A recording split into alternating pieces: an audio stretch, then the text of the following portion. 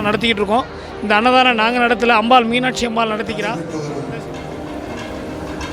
பொங்கல், வெண்பொங்கல், கேசரி, வடை, இப்படி சொல்லக்கூடிய bright rice, கல்யாண சமையல் சாதம், காய்கறிகள் பிரமாதம். கடவுளுக்கே கல்யாணம் பண்ணி வச்சு ஒரு ஊருக்கே சாப்பாடு போட்ட நகரம்னா அது மதுரை மாநகரம்னு சொல்வாங்க. அப்படியான உங்களுக்கு ஆச்சரியமா இருக்கா? ஆமாங்க, தன்னுடைய ஊரின் இளவரசிக்கு கல்யாணம் செஞ்சு வச்சு மொய் எழுதி செல்லும் மக்களுக்கு கல்யாண விருந்து போடாம இருந்தா எப்படி?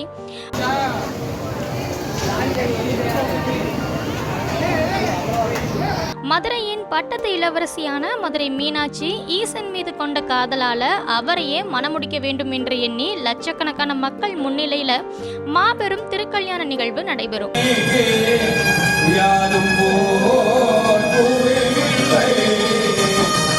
இந்நிகழ்விற்காக ஒவ்வொரு ஆண்டுமே மதுரை மக்கள் தங்கள் வீட்டு கல்யாணம் என்று நினைத்து அனைத்து வேலைகளையும் இழுத்து போட்டு செய்வாங்க.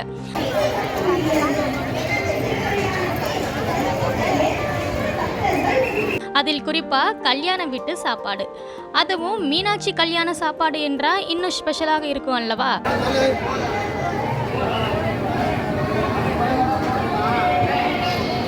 இதற்காக மதுரை மக்கள் அனைவருமே தங்களுடைய வீடுகளில் இருக்கக்கூடிய அருவாமனை, கத்தி ஆகியவற்றை எடுத்துக்கொண்டு மதுரை சேதுபதி பள்ளியில சுமார் 12,000 கிலோவிற்கு அதிகமான காய்கறிகளை வெட்ட தொடங்குவாங்க.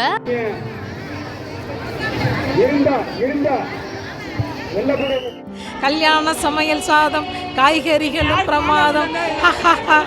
ரொம்ப சந்தோஷமா இருக்கு, ஆனந்தமா இருக்கு. அந்த திருக்கைலாயமே இங்க வந்து இறங்கின மாதிரி இருக்கு. மதுரையே குலுங்குது. அதே சமயத்தில் 300க்கும் மேற்பட்ட சமையல் கலைஞர்கள் மூலமா ஆவி பறக்க தடபுடலாக வெரைட்டியான சாதம் இரவு பகலா தயார் செய்யப்பட்டு மதுரை மக்களுக்கு விருந்தாக அளிக்கப்படுகின்றது.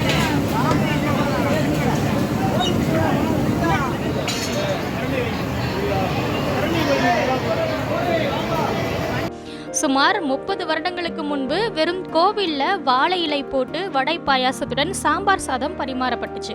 அப்பொழுது மீனாட்சி திருமண சாப்பாடு என்று 5 நாட்கள் தடபுடலா சாப்பாடுகள் பரிமாறப்படுமா.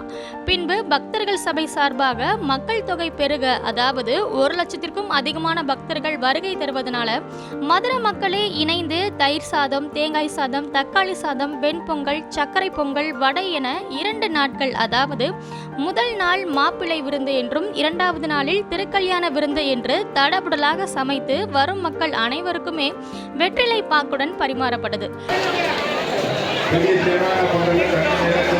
ஒரு 8 வருஷம் அந்த மீனாட்சி கோயிலில் இலை போட்டு பக்தர்களுக்கு சாப்பாடு போட்டோம், பாயாச வடையோட.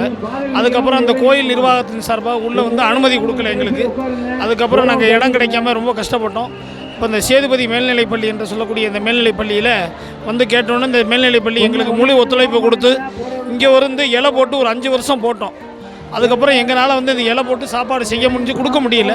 அதுக்கப்புறம் நாங்கள் பக்தர்களுக்கு பிளேட் வாங்கி, இந்த புது பிளேட் வாங்கி, இந்த புது பிளேட்டு மேலே இலை போட்டு மக்களுக்கு எல்லாத்துக்கும் இந்த சப்ளை பண்ணி பெரிய இந்த அன்னதானம் நடத்திக்கிட்டு இருக்கோம். இந்த அன்னதானம் நாங்கள் நடத்தல, அம்பாள் மீனாட்சி அம்பாள் நடத்திக்கிறா. தாய் மீனாட்சி கல்யாணத்தில் கை நினைக்க வேண்டும் என்று எங்கிருந்தாலுமே மதுரை மக்கள் அனைவருமே வருகை தந்து மதுரை மீனாட்சி திருக்கல்யாண விருந்தை சாப்பிடாம செல்லவே மாட்டாங்க. கல்யாண சமையல் சாதம், காய்கறிகளும் பிரமாதம், அந்த கௌரவ பிரசாதம் இதுவே எனக்கு போதும் என்ற பாடல் வரிகளுக்கு ஏற்ப எந்த ஒரு நகரத்திலும் நடைபெறாத பிரம்மாண்டமான விருந்து என்றால் அது மதுரை மீனாட்சி திருக்கல்யாண விருந்து தான் என்று அடித்து கூட சொல்லலாம்.